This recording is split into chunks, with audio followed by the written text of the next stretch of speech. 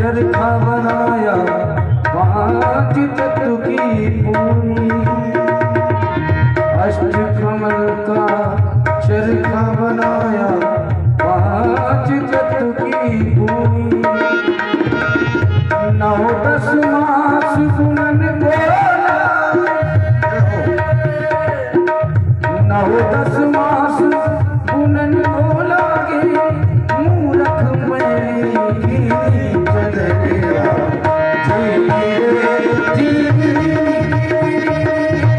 राम नाम रसवी चलया धीरे धीरे।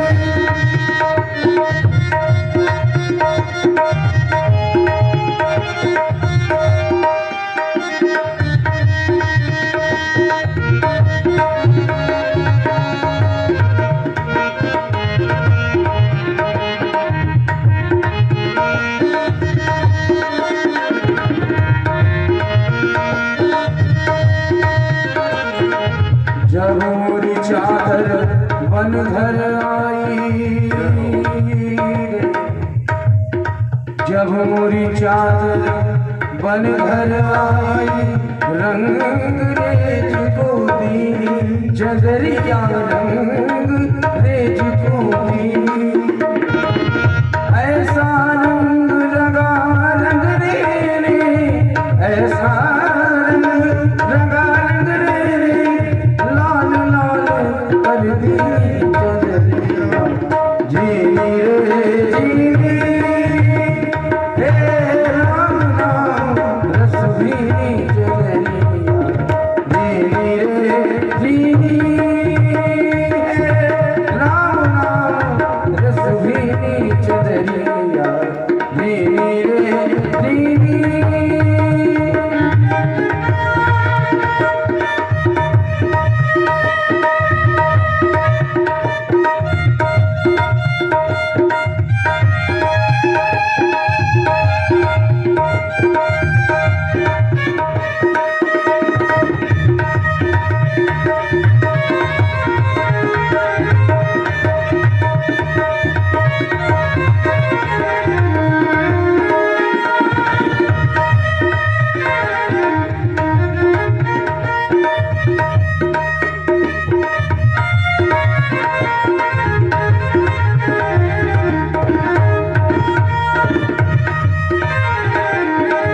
चादर ओढ़ शंका मत करियो,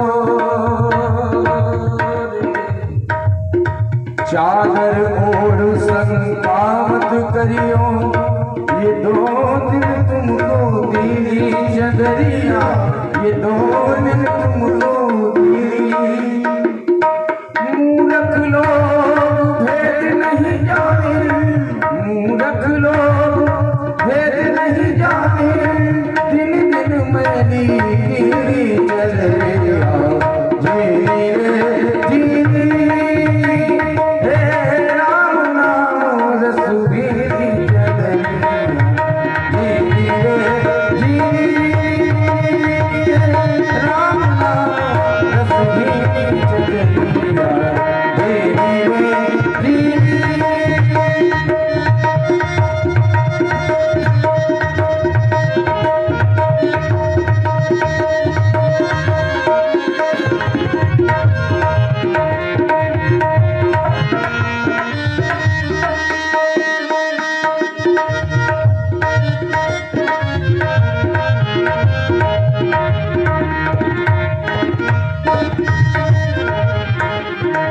ध्रुव प्रहलाद सुदामा ने ओढ़ी रे, ध्रुव प्रहलाद सुदामा ने ओढ़ी। सुखदेवी निर्मल की चदरिया, सुखदेवी निर्मल की। दास कबीर ने ऐसी ओढ़ी, दास कबीर ने ऐसी ओढ़ी। जो के दो धर दी चदरिया जीनी रे जीनी।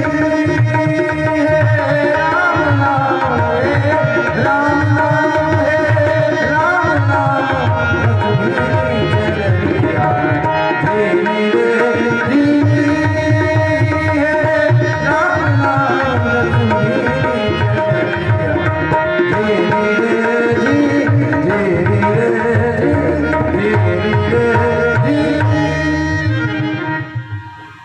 तो ये जो चदरिया है, मनुष्य का शरीर है, भगवान की कृपा है। बिना भगवान की कृपा के मनुष्यत्वम दुर्लभम देवानुग्रह हेतुकम। भगवान ने अतिशय कृपा करके मनुष्य शरीर दिया है, लेकिन मनुष्य शरीर का प्राप्त होना ठीक उसी प्रकार से है जैसे किसी स्कूल कॉलेज में पढ़ने के लिए विद्यार्थी का ड्रेस मिला हुआ है, पोशाक मिला हुआ है, वर्दी मिली हुई है। विद्यार्थी असली में तब है जब उस पोशाक को पहन करके विद्यालय से पर्याप्त विद्या, जो अपेक्षित विद्या है जीवन के लिए, वो विद्या को अगर प्राप्त कर ले तब तो उसका ड्रेस का पहनना सार्थक है।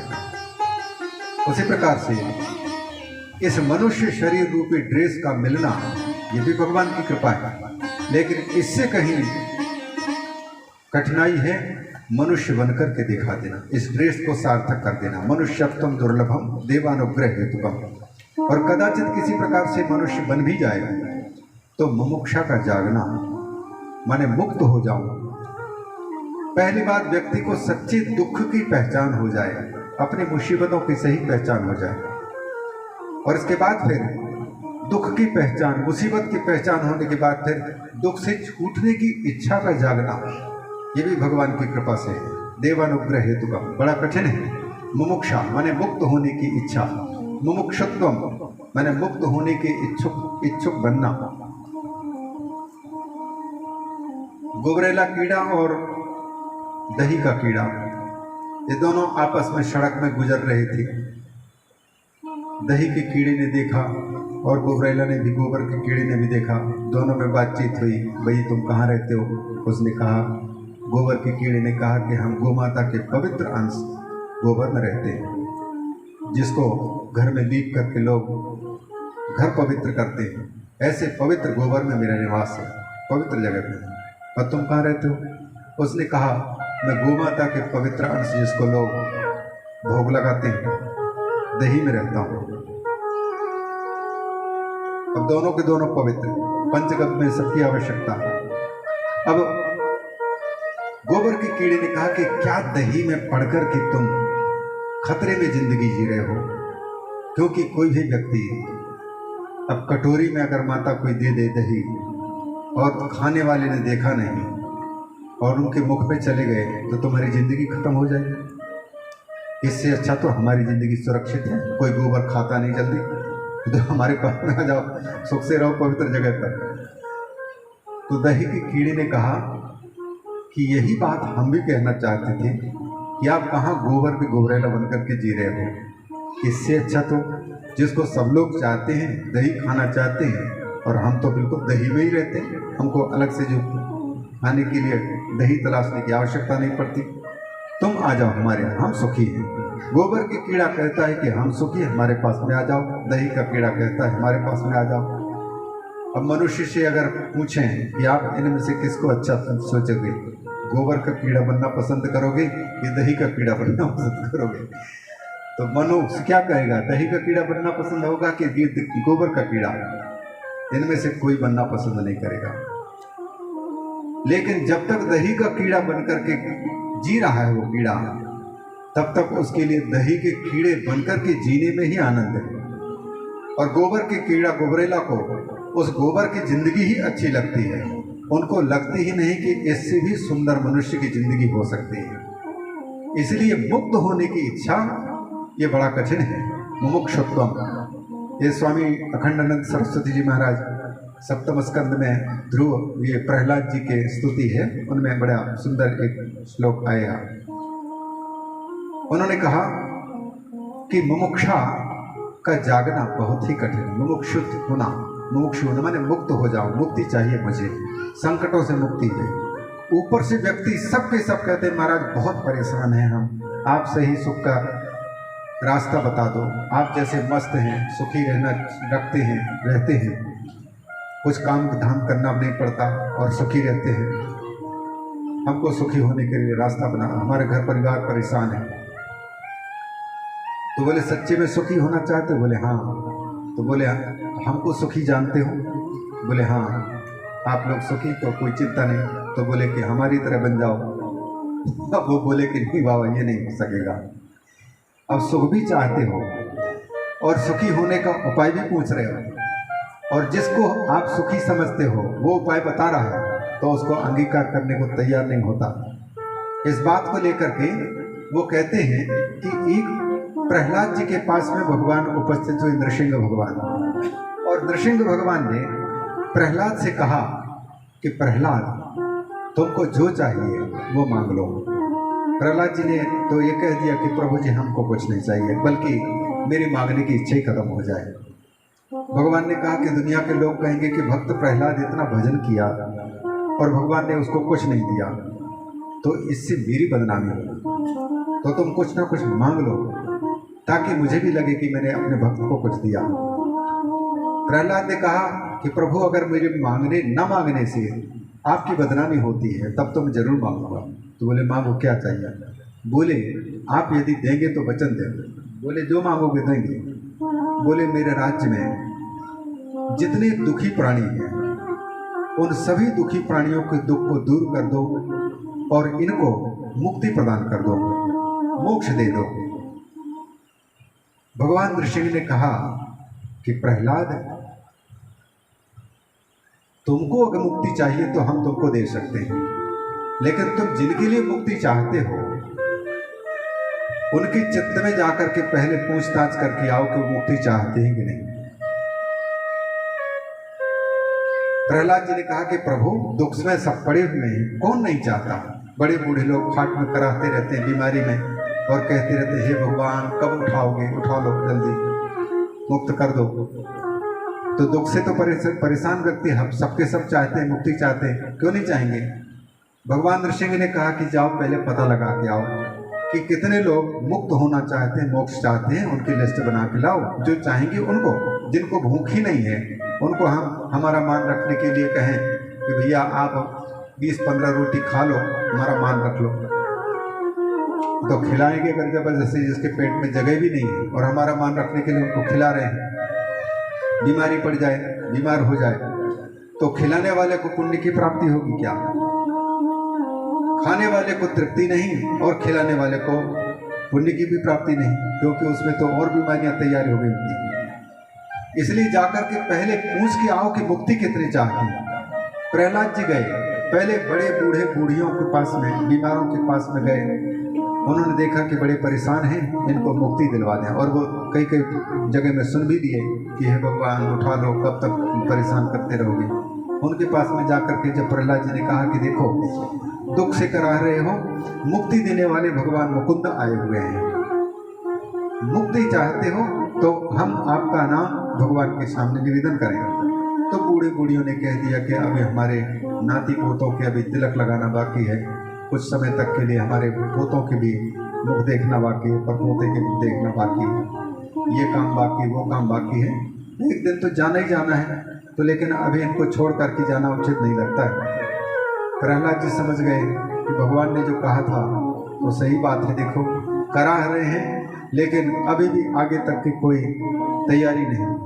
उन्होंने देखा दूसरे जीवों के, जवानों के पास में गए तो जवान तो उनका तो मतलब ही नहीं हो सकता मरने की तैयारी हो, मुक्ति पाने के लिए। तो दूसरे जीवों के पास में गए। इस क्रम में सुअर के पास में गए। सुअर नाली में गंदी चीज खाना, उसी में डूबना, उस पर दया आकर आई प्रहलाद जी को। उसने सुअर से कहा कि सुअर जी, आप यदि चाहें तो आपको इस सुअर की योनि से मुक्त कर दें, क्योंकि आप वो चीज खा पी करके जीवन जी रहे हैं जो किसी के काम की नहीं है, कितना कष्ट में है और इसी में रह रहे हो। तो सुअर ने कहा कि मुक्ति हमें चाहिए। बोले तैयार हो? बोले हाँ, लेकिन एक शर्त, पहले बताइए मुक्ति मिलने पर मेरे रहने और खाने पीने की जो यहाँ सुविधा है, यही सुविधा वहाँ मिलेगी कि नहीं? खाने पीने की और रहने की सुविधा। तो प्रहलाद जी ने कहा कि इसको मुक्ति पर कहेंगे कैसे, अगर तुमको जो यहाँ खा पी रहे हो और जैसे रह रहे हो वही अगर मुक्ति के बाद में वैकुंठ में मिले तो फिर मुक्ति थोड़ी कहलाएगी। तो प्रहलाद जी को सुअर ने कहा तो फिर ऐसी मुक्ति हमको नहीं चाहिए, हमको यहीं रहने दो। इसलिए आचार्य लोग कहते, स्वामी अखंडानंद जी कहते थे कि ये मुमुक्षा जो है, मुक्त होने की इच्छा बड़ी मुश्किल है। भगवान की कृपा जब होती है तभी मुक्ति की इच्छा होती है। और अगर कदाचित मुक्ति प्राप्त करने की तीव्रतर इच्छा हो जाए तो सही में मुक्त हुए महापुरुषों का मिलना, जो दूसरों को भी मुक्त करने का सामर्थ्य रखते हों, ऐसे महापुरुष संश्रया, उस महापुरुष का मिलना बड़ा कठिन है। तो ये मनुष्य बनना बड़ा कठिन है। मनुष्य यदि बन जाए तो सुख की तलाश करने की आवश्यकता नहीं, मनुष्य ही सुखी है। पर मनुष्य बन नहीं पाया। जैसे पहले निर्मल है वैसे निर्मल नहीं बन पाया। जिनने अपने चित्त की बुराइयों को दूर कर दिया, उस व्यक्ति को सुख खोजने की जरूरत नहीं, सुख उसको खोजता है। यहाँ पर यही भी बात कही गई है, चिंतामणि लोक सुखम सुरद्रु स्वर्ग संपदम प्रयच्छति गुरु प्रीतो वैकुंठम योगी दुर्लभम। दो चीजें हैं, तीन चीजें समझिए, तीन प्रकार के सुख। एक तो इस धरती का सुख, एक स्वर्ग का सुख, और एक इन दोनों से ऊपर का सुख, जिसको कहते हैं वैकुंठ सुख, जिसको कहते हैं मुक्ति का सुख। ये तीन प्रकार के सुख हैं। इस दुनिया में सुख पाना चाहते हैं तो चिंतामणि चाहिए। चिंतामणि कोई दुकान में मिलने वाली चीज नहीं। हमारे जो चिंतन है, उस चिंतन को मांझ करके, पवित्र करके, मन को पवित्र करके, विचारधारा को शुद्ध कर ले, बुराइयों को दूर फेंक दे, ये सुंदर चिंता की मणि है। और ये व्यक्ति जहाँ भी जाएगा वहाँ का वातावरण सुखमय रहेगा, स्वयं तो सुखी रहेगा और इसके नज़दीक रहने वालों को अपने आप सुख की प्राप्ति होगी, क्योंकि अंतर की बुराइयाँ इसमें है नहीं। तो चिंतामणि लोक सुखम प्रयच्छति, चिंतन की जो मणि है, जहाँ सुमदिता संपत्ति नाना वाली बात है, और जहाँ कुमदिता विपत्ति निदाना। हमारा विचार अगर शुद्ध है, किसी के प्रति कोई कपट नहीं है, कोई छिपाव नहीं है, बिल्कुल निर्मल छोटे बच्चे जैसे हैं, वैसा अगर है तो हम जहाँ रहेंगे हमको देख कर के सुखी होंगे लोग, और हम भी सुखी रहेंगे। दूसरा सुख, ये तो पृथ्वी का सुख है, जिनको इस धरती में सुखी होना है तो चिंतन की मणि को बिल्कुल पवित्र करके मांझ करके रख लें। दूसरा सुख, इससे बड़ा माना जाने वाला स्वर्ग का सुख है, देवताओं का सुख। हर व्यक्ति चाहता है कि हम सत्कर्म करके, पुण्य कमा करके स्वर्ग जाएं, और शरीर जब छूट जाता है तो लोग कहते भी हैं कि स्वर्गवास हो गया उनका। अब वो भगवान जाने स्वर्गवास हुआ कि नरकवास, वो तो अलग बात है, लेकिन हम लोग भावना अच्छी रखते हैं, इसलिए हम यही कहते हैं कि स्वर्गवास हो गया उनका। लेकिन गया कहाँ किसी को पता नहीं, हम लोगों में से किसी को पता नहीं। हम लोगों की बात छोड़े, जो लोग वेदांत का अध्ययन करते होंगे, कठोपनिषद का नचिकेता कहता है, नचिकेता तो लंबी बात हो जाएगी। नचिकेता मरने के बाद क्या होता है, ये प्रश्न को लेकर के यमराज यहाँ पहुँचा था। उनके पिताजी ने कह दिया था गुस्से में आकर के, बार बार में, क्योंकि नचिकेता के जो पिता थे वाजस्रवा नाम के यज्ञ किए, जिसमें सर्वस्व देने का संकल्प था, जो कुछ जो मांगेगा उसको देंगे। गायों का दान करता था उनका पिता, और गायों का दान करता था तो बेटा नचिकेता है तो स्वाभाविक ही बेटा है तो बेटे के हित की भी बात आती है, ममता तो उसमें होती है, लगाव होता है, बेटे के लिए भी रखना है। इसलिए बूढ़ी बूढ़ी गायों का दान शुरू किया। जो गायें दूध देना बंद कर दें, जो गायें चर भी नहीं पा रही हैं। बालक छोटे से नचिकेता बुद्धिमान था, उसने देखा कि पिताजी दान करते रहे हैं गाय के, लेकिन गाय के दान वो उन गायों का दान कर रहे हैं जो गायें किसी के काम की नहीं। तो उन्होंने पिताजी से पूछा कि पिताजी तात माम कस्मै दास्यसीति, पिताजी आप दान कर रहे हैं, मैं भी आपकी संपत्ति हूँ, मुझे आप किसको देंगे? तो एक बार, पहली बार में तो उन्होंने अनसुनी कर दी, दूसरी बार में भी अनसुनी कर दी, लेकिन अतिशय रगर करे जो कोई अनल प्रगट चंदन ते होई। बार बार जब नचिकेता ने कहा कि तात मुझे आप किसको देंगे, पिताजी को गुस्सा आ गया और गुस्से में अचानक मुख से निकल गया, मृत्यवे त्वा ददामीति, तुझे मैं मौत को दे दूंगा। और स्वाभाविक है, मृत्यु का तो पूरा अधिकार है ही, जातक पर जन्म लिया है वो मृत्यु के मुख में जाने जाना है, कोई गलत बात नहीं। और बालक बड़ा कुशाग्र बुद्धि का, उन्होंने विचार किया कि मृत्यु को मेरी क्या जरूरत हुई होगी, इसलिए पिताजी उनको देना चाहते हैं। तो तुरंत पिताजी की परिक्रमा की 3 बार और प्रणाम करके कहा कि पिताजी, मृत्यु को यदि मेरी आवश्यकता है तो मैं अभी जाना चाहता हूँ। और सशरीर वो मृत्यु के देवता यमराज के यहाँ पहुँच गया। यमराज वहाँ था नहीं, कहीं बाहर गए हुए थे, उनकी पत्नी घर में थी। अतिथि बनकर के 3 दिन तक नचिकेता दरवाजे पर रहे। उनकी पत्नी घबरा गई, पति नहीं आ पा रहे हैं, और जब तक पति नहीं आएंगे तब तक पति का सत्कार स्वागत कैसे कर पाए हम। जब यमराज आए तो यमराज के सामने निवेदन किया यमराज की पत्नी ने कि अनशनन अतिथि, बिना खाए पिए 3 दिन से ये भूखा बैठा हुआ है अतिथि, और ये अतिथि के रूप में उपस्थित साक्षात अग्निदेव ही उपस्थित होते हैं। क्योंकि भूख प्यास जो लगती है, ये अग्नि को चाहिए अन्न पचाने के लिए, अग्नि तीव्र हो जाती है। वायु को चाहिए, प्राण को चाहिए, प्राणों को चलते रहने के लिए भोजन और पानी की आवश्यकता पड़ती है, और प्राण के द्वारा फिर अग्नि चलती है। अगर प्राण ही नहीं होंगे, शरीर को छू करके देखें, प्राण निकल चुके होंगे तो शरीर ठंडा पड़ चुका होता है। तो अग्नि को जिंदा रखने के लिए प्राण है, और प्राणों को चाहिए आहार, पानी और भोजन चाहिए। अग्नि ही स्वयं अतिथि बनकर के किसी गृहस्थ के घर में प्रवेश करता है, और इसीलिए अग्नि को शांत करने के लिए, अग्नि को भूख को मिटाने के लिए उसको पानी और भोजन पूछा जाता है, उसको शांत किया जाता है। तो नचिकेता के आने पर यमराज की पत्नी ने कहा कि नाथ, 3 दिनों से बिना खाया पिया हमारे दरवाजे पर, एक गृहस्थ के दरवाजे पर अतिथि बैठा हुआ ब्राह्मण, ये इसके भूख को, इसके अग्नि को जल्दी शांत कीजिए, नहीं तो हमारा जितना भी किया हुआ पुण्य है वो सारा का सारा भस्म करके चला जाएगा, हमारा गृहस्थ जीवन फालतू हो जाएगा। तो उसके बदले में उन्होंने उनको पहले मनाया, प्रसन्न किया, और प्रसन्न करने के 3 दिन भूखे प्यासे रहने के उपलक्ष्य में उन्होंने 3 वरदान मांगने को कहा, जिसमें क्रमशः नचिकेता ने पहला मांगा कि स्वर्ग की प्राप्ति कराने वाले अग्नि का हमको विज्ञान करा दीजिए, मैंने स्वर्ग की प्राप्ति कैसे होती है उसकी विद्या को बताइए। उसका भी उत्तर दिया कठोपनिषद। फिर दूसरा प्रश्न हुआ, पहले प्रश्न जो था कि मेरे पिताजी ने गुस्से में आकर के आपके पास में भेजा है, और मैं जानता हूँ गुस्से में आकर के उसने यहाँ भेजा है। तो पहला वरदान तो ये है कि जब मैं वापस यहाँ से जाऊँ तो मेरे पिताजी प्रसन्न चित्त होकर के मुझसे बात करें, मतलब मौत के मुख से अपने आप को मुक्त किया। और दूसरे वरदान में फिर नाचिकेतस अग्नि के बारे में पूछा। और तीसरा जो प्रश्न था, वो तीसरा प्रश्न वही था, मरने के बाद क्या होता है।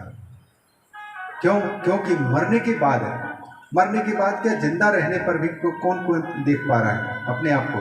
जो कुछ देखा जा रहा है वो नश्वर को देखा जा रहा है,